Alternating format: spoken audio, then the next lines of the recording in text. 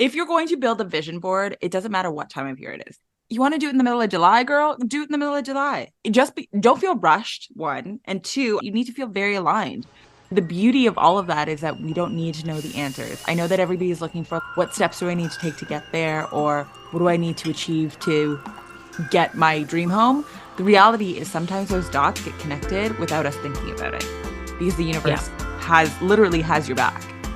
Hey there, besties, and welcome to our cozy corner of the podcasting world. It's time for another episode of Share a Latte. I'm Min, your virtual coffee bestie and host. Imagine us in a cozy cafe, the aroma of freshly brewed coffee in the air, and ready to embark on an inspiring journey. In each episode, remarkable women share their stories of triumphs over life's challenges, providing a warm embrace for your soul. These tales remind you of resilience and determination are keys to success. So grab your favorite brew, get comfy, and join us for the conversation that will awaken your mind and heart. You'll discover your own power to turn tough times into incredible strengths.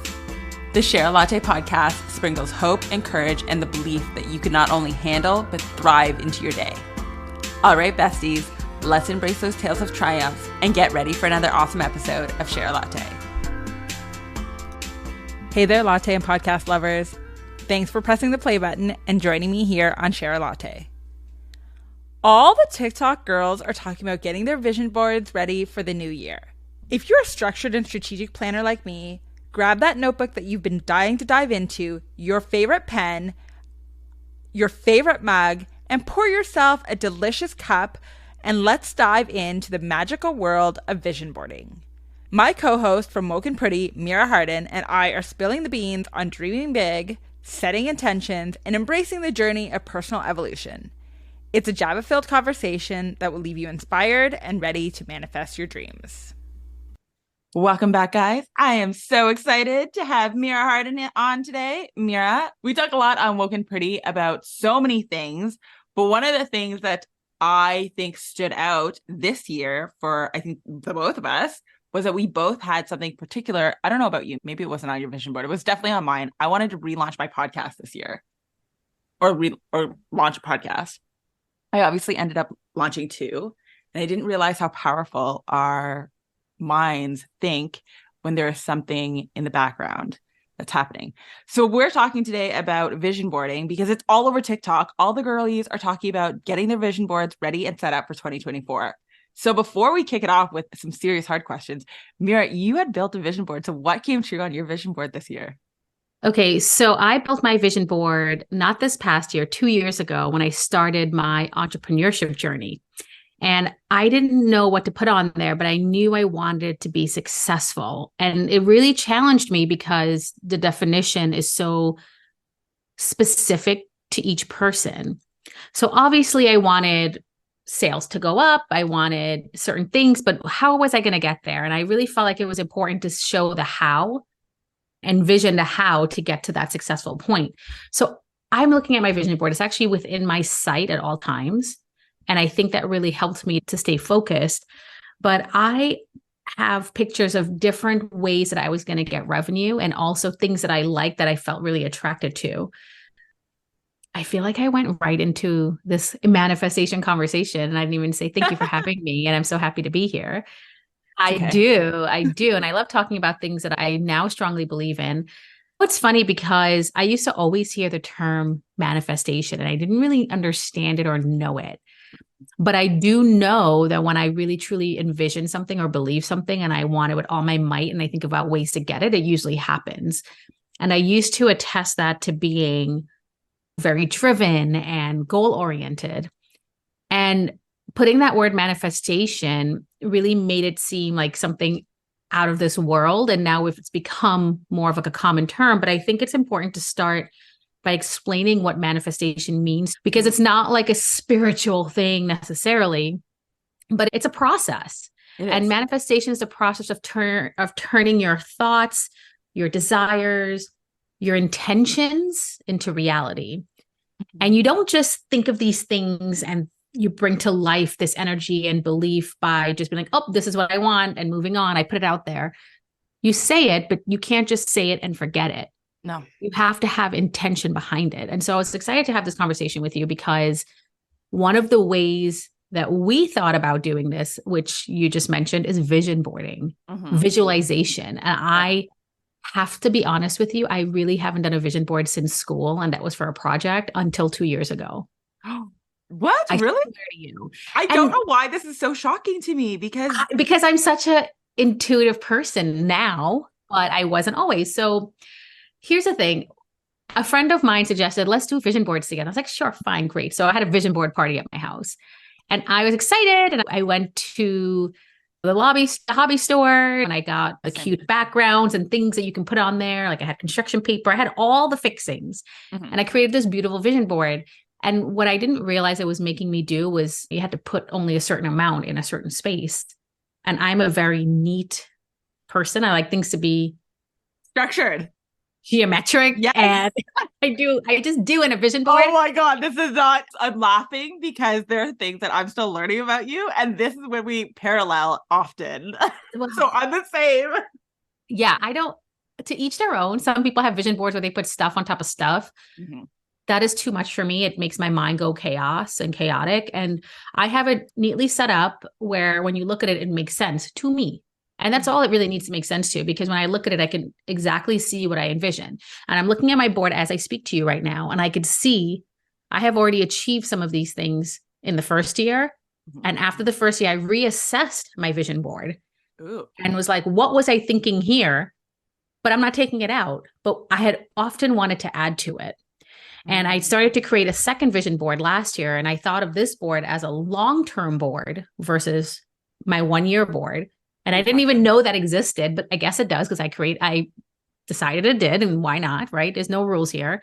Exactly. And I started to create my 1-year vision board, but it was overlapping with my long-term. And I realized that it's okay to have a long-term one and just add to it. It's okay to revise what you have. And I didn't feel like I could. I am putting limitations on this, and I don't know why when it's for me.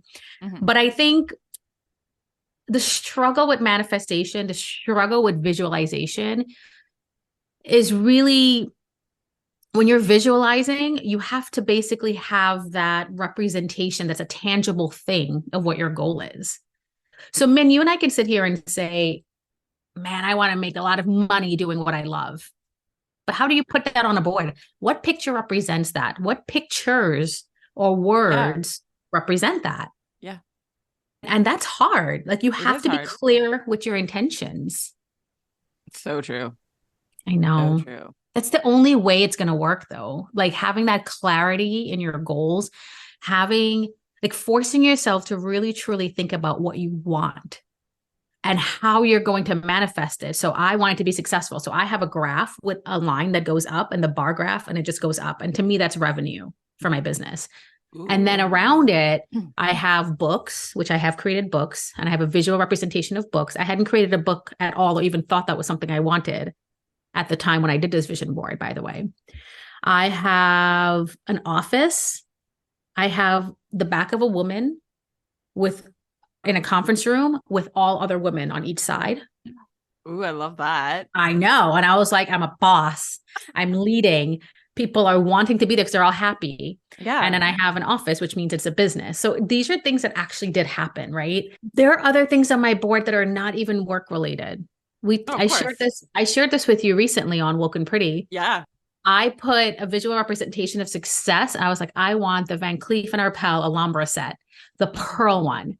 And I put a picture of that with other colors of this set. I was like trying to make sense of how that fit in. And I was like, that's probably just going to be my first gift to myself when I hit a certain milestone. And it turns out my husband ended up getting me a piece of that jewelry for Christmas. Was it Christmas? Guys, no, it wasn't even Christmas. It was my 41st birthday. Like it was such a random birthday. And so he got that for me. And I was like, oh, and I know he's never seen my vision board. He's never paid attention. So I know he didn't look at that. And if he did, good for him. But it did happen because I wanted it. It did. And I put it out there. But there are other things on my vision board. There's a picture of a beach house. Guys, I might have a lake house or a beach house soon. I don't know. But one of the things that really spoke to me, instead of the visual representation, I have a lot of writing on there. Typed out. I didn't write it out, guys. I'm not writing it out. I need my stuff to be real neat. It is typed out and I cut it and made it pretty. And some of the things, this vision board was created when I had a full-time job that I was unhappy at. And I was thinking about starting my own business, by the way. And I incorporated it, but I didn't do anything. So some of the things written on that board really helped me through the time when I wanted to quit my job and when I did, and I moved on. And one of it was, if you don't take risks, you will always work for someone else. Oh, I like that. If you don't take risks, you will always work for someone who does. That's the quote. If you don't take risks, you will always work for someone who does. And I was like, that is so true, because I work for dumb ass people, but they took the risk and here I am. Another quote that I love is, I woke up this morning and realized I don't have what it takes to sit back and be average. Oh, no. Oh, that spoke to me so hard. You don't understand. I used to walk by this vision board and say it as I'm walking by to my closet. Literally, I'm not average. I don't know why I tried to fit into a box. I don't know why I tried to be like everyone else. Honestly, I have to believe I'm better than everyone else. And everyone should think that of themselves, because that's how you become better, because you want to be better. So those are just two quotes that I printed out and I have on my vision board that I looked at. And there are other ones when I get closer to that I'll see. And one is, I commit to the CEO mindset, like things like that, to just reestablishes what I'm trying to do. But it was really good because you forget these things. You'll read them one day and then forget about it. But to have it on that board, to have that visualization is so powerful. It's so true. So very true. Yeah. I love that. One of the quotes that I had on my vision board this past year was, I'm sure tons of people have heard it, but I specifically remember it from the Amanda Bynes movie, What a Girl Wants. They're in the rowboat and he looks, and they had just fallen into the lake and now they're in the rowboat drying off. And he's looking at her and he's like, why are you trying so hard to fit in when you were born to stand out? Aww. So that was on mine this year, but yes. Oh, I love this. So you created like a more of a long-term vision board. Let's go back for a second. Should we be looking more at a 1 year so that we're achieving these goals? I went into it thinking about it as 1 year. And I quickly realized when the year was coming to an end, I had achieved some things and other things clearly were going to take me longer. And that was okay. I didn't want to get rid of my vision board. I didn't feel like it was done. So when I went to create another vision board, I was struggling because a lot of it still resonated with what I already had. Right. And I didn't want to recreate what I had. And I wanted something new. So what I ended up doing with that second vision board, I had all the pieces. I was stuck and I just put them aside and I didn't actually put it together. And I was like, maybe it wasn't feeling right. It wasn't the time to create another one. And I kept the original. And I said, I'm putting this aside for next year. And now I'm telling myself it's okay if I revise the first one, right, or simply add to it, because I love the look. I love everything about it. And no one's saying that you can't. No. And you could start fresh and have new representation. It's whatever feels right to you. It just didn't feel right to me to have something separate that was going towards the same goals that I still had in my vision. Right. But also, I think didn't feel aligned in the moment, right? Like it really didn't. And I tried, don't do girl, it. I had another vision board party while I was doing this and I see everyone's doing it and I just couldn't commit and I was forcing it. And then I tried again a second time by myself, third time, and I finally just put it away. I'm like, I'm not going to stress myself out. No, it's not worth it.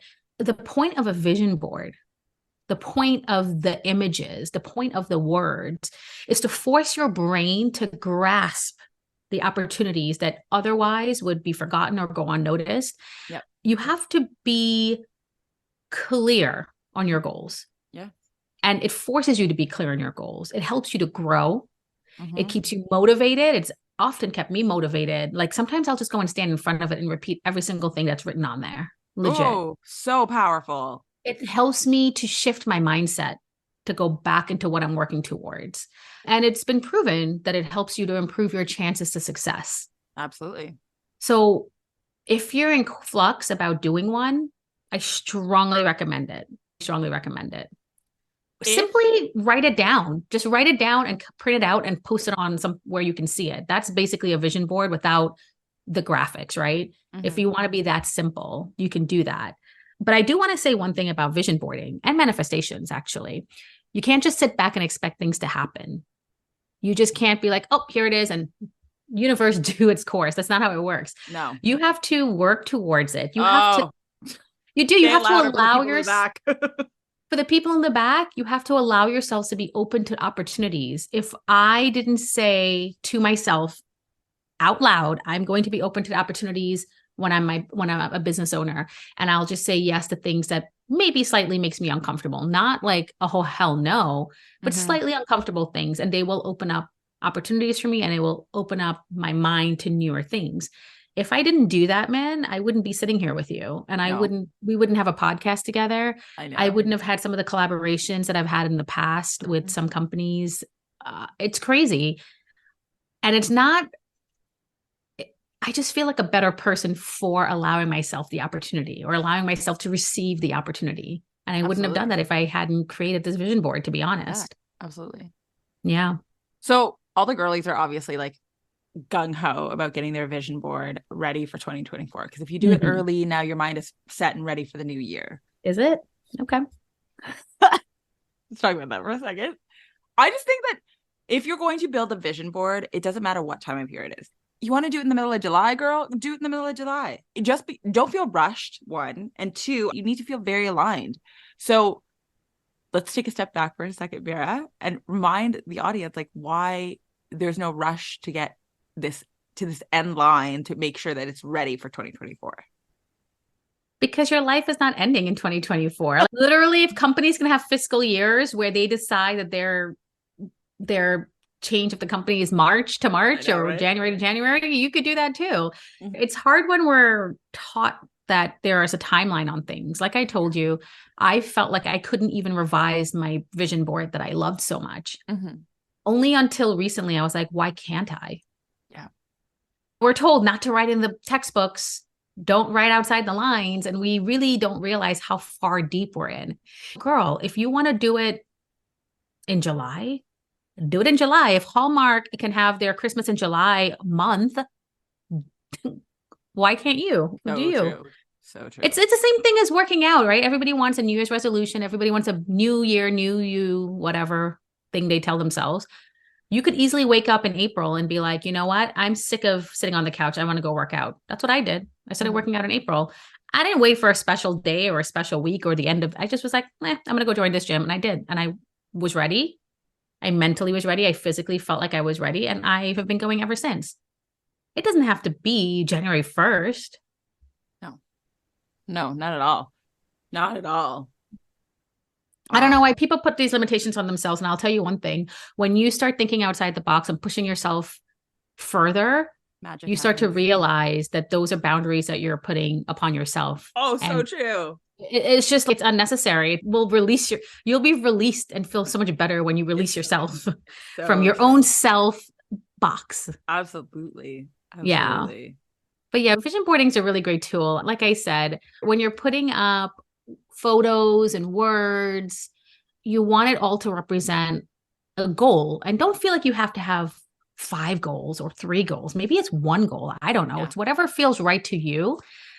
When you think about the future, let's say 1 year from now or 3 years from now, whatever it is, what does your life look like? What's your routine? What do you feel? What's around you? Who's around you? And what are you doing? Those are like the basic questions you should ask yourself. If you think I hate my job right now and I need to be out of this job, then say you're going to be at another job. Don't say, okay, a year from now, I'll still be here doing the same thing. That's not a manifestation of the future. That's just you accepting your reality now. So true. Yeah. You got to ask yourself these questions. And if you can answer positively a lot of these questions, you can move forward and try to visualize what that could look like on a board. It is not easy. You're not going to slap it together in a half an hour. I'll tell you that. No. It takes a little bit of planning. Some people use Pinterest. Some people use Pinterest as a vision board. Yeah. Like I personally like a physical thing, but if that works for you, girl, go ahead. I like looking at it. I'm totally with you. Okay, let's talk for a second though. Like when we're out planning for it, because us structured girlies love the planning. How many different categories? Because sometimes, I'm going to say this, is that sometimes if your work or your business revolves around so much of your life, you tend to forget about the other areas of your life, right? Like relationships, family, your body, your health, your spirituality, your hobbies. they tend to fall to the wayside. So I don't want you guys to forget that those all matter when you're creating this vision board, because it does penetrate into your subconscious as to those areas of your life that you still want to make and happen. So how many categories do you put on your vision board? Yeah. I personally separate it into two, Okay. work and personal. But here's the thing, man. I just had to step out the box. Who said you have to have one vision board? Also true. If you have this, most people want to put it on one vision board, and that's perfectly fine. But if that vision board is too small, add to it or create another one. Like literally there's no rules. And I hate when I look up stuff online and it's like, here are the rules for your vision board. Or you go on TikTok and like, this is what you have to do. You're not going to do nothing. You do you. Whatever is going to motivate you, whatever is going to inspire you, whatever is going to make you remember where you want to be. Yeah. That is it. Yeah. I made a work one, and it's also personal because I put the jewelry that represents this particular part of success. I put this apparently beach house that I will have one day. I also have a picture of me on a private jet, and immediately I knew I would never own a private jet, even if I could afford it. But someone's going to fly me on a private jet somewhere for a meeting. And I knew that in my head intuitively. I was like, that's what's going to happen. And it will happen. It will happen. So you can have those personal things on there, because I think a lot of the times we try to separate personal and work, but at the end of the day, you work to provide for your personal life so you can have that life, right? Right. It could be together. It could be separate. It could be however you want it to be. It just has to make sense to you. You don't have to explain your vision board to anybody but you. Yeah, absolutely. I like mine to be cute though, because I like it to be seen for myself. Yeah, so it does need to still resonate with who you are as a person, right? It's all about purpose and intention, guys. That's really what it's about. Yeah. Absolutely. How has your vision board like evolved now that you're thinking about what 2024 looks like for you? Is it going to change drastically as to what you currently have? There's been a lot of changes in the past year. I think I've achieved some things on my board, so I will probably take that out and I'll probably add new things. I am going to revise my current board, I've decided. Love it. Yeah. And I want to always, when I'm doing a vision board or looking up pictures or things, I really want to look forward. I really truly believe if you're thinking about the past or worried about what your future would look like because of something that's happening now, that you can really hinder your vision. It can really make that vision blurry. Last night before I went to bed, I was thinking about this and I researched a couple things for myself just to be prepared for this conversation. And I was like, I'm not really clear with what I'm trying to manifest. Because every time I try to think about it, I start thinking about all the other things, man. And it's an unclear vision. And I need to be very intentional. So what I mean by that is, what does my business look like? What does my work look like? Yeah. What does my relationship with my husband look like?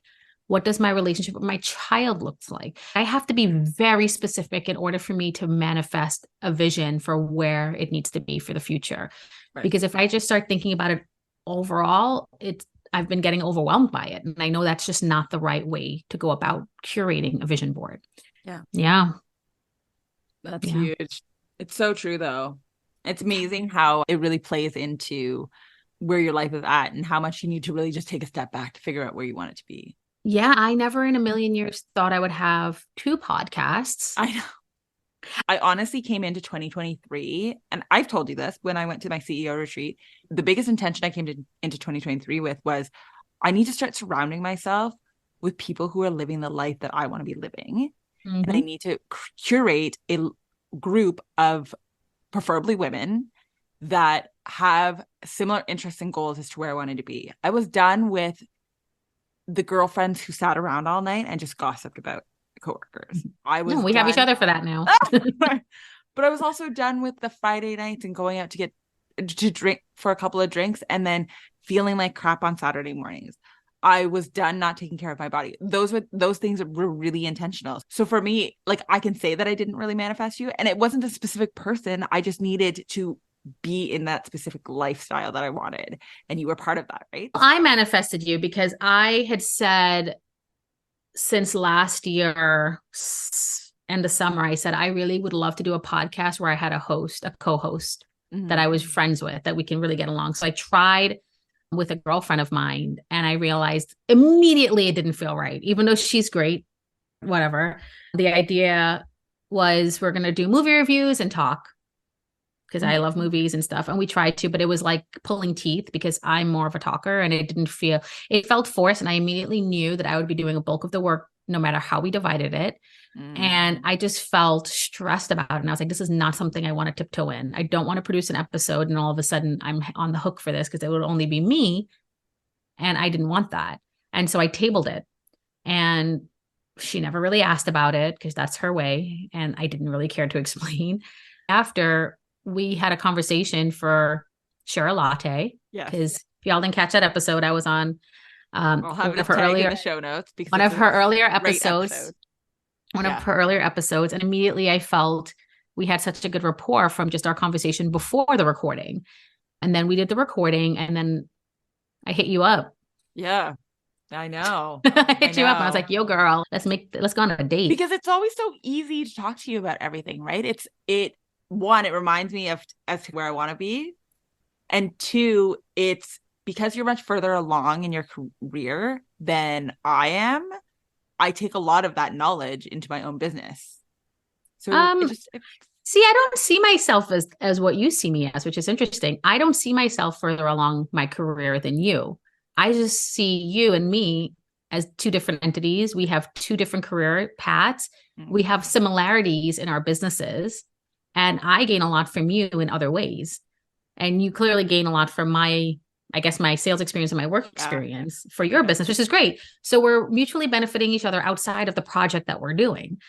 When it comes to manifestation, you did manifest me because you wanted that. You wanted to learn from somebody and I wanted somebody to bounce stuff off of, but I didn't want it to overload me because I already felt overloaded and we've been doing it. Yeah. So you're going to give us a little tidbit as to what's going on your vision board this year? What will be going into my vision board when I decide to revise it, the career thing is really important. I've gone back to having my solid 9 to 5. I'm the head of a division that they basically created for me to lead. I'll probably be building my team out next year at some point. But do you think you manifested your current position? 100%. Oh, so powerful. 100%. I said to Min and to the world, if you listen to any of my podcasts, I am ready to go back to work. I miss my industry. I miss some of the people, some of the clients, but I cannot go back to what I had. Yeah.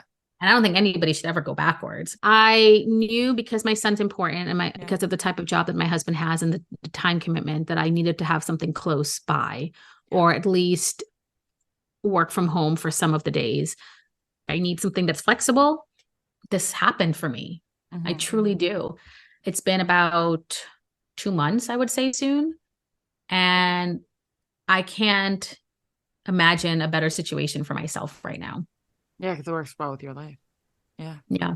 And it was something that wasn't necessarily on your vision board, but will be for your new one. It wasn't, but I know how I am. I know how driven I am, and I know what I want out of it. And I probably will add something to it. But that also, for me, I look at it as part of my business. Like that 9 to 5 is part of me and my business because it's me as a brand.